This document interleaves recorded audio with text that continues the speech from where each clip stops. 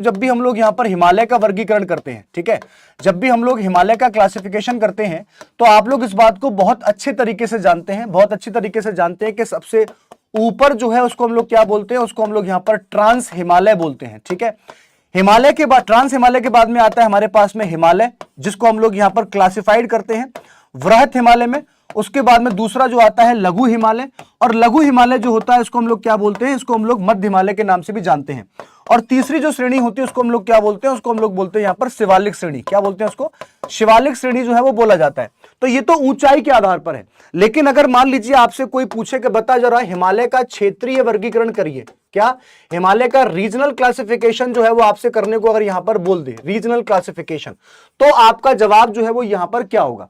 तो बच्चों ध्यान रखना, यहां पर इसको हम क्लासिफाइड करते हैं। सबसे पहले आप देखेंगे तो हमारे पास में होता है पंजाब हिमालय, दूसरा जो होता है उसको हम लोग बोलते हैं यहां पर कुमायूं हिमालय, और कुमायूं हिमालय के साथ में हम लोग देखते हैं यहां पर क्या होता है, नेपाल हिमालय, और नेपाल के बाद में होता है यहां पर असम हिमालय। कौन सा होता है?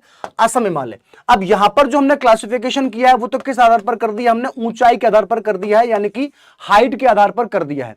अगर मान लीजिए आपसे यहां पर यह पूछा जाए कि आपने इनको किस आधार पर वर्गीकरण किया है, आपने इनको किस आधार पर वर्गीकरण किया है, तो आप क्या जवाब देंगे? आप जवाब देंगे कि सर इनको हम जो नदियों की सीमाएं होती हैं, नदियों की सीमाएं जो होती हैं उसके आधार पर क्या करते हैं, इसका वर्गीकरण जो है वो हम लोग यहां पर कर देते हैं, ठीक है। फॉर एग्जांपल अगर मान लीजिए यहां पर पूछा जाए तो यहां पर जो हिमालय है ये सिंधु व सतलज नदी के बीच में है, सिंधु और सतलज के बीच में। कुमायूं हिमालय जो है वो सतलज और काली नदी के बीच में है, सतलज और काली के बीच में।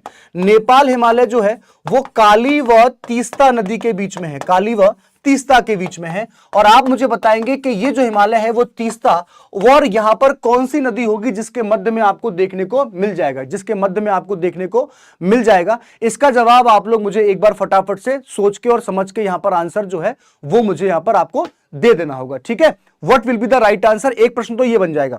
दूसरा प्रश्न जो यहां पर बनेगा वो ये कि ये जो काली नदी है, काली नदी, इसको हम और किस नाम से जानते हैं? काली नदी को हम और किस नाम से जानते हैं? इसका जवाब भी आपको मुझे यहां पर देना होगा। काली नदी जो है उसको हम किस नाम से जानते हैं, ठीक है। तो यहां पर बेटा राइट आंसर क्या हो जाएगा? इसका राइट आंसर हो जाएगा यहां पर ब्रह्मपुत्र। क्या हो जाएगा?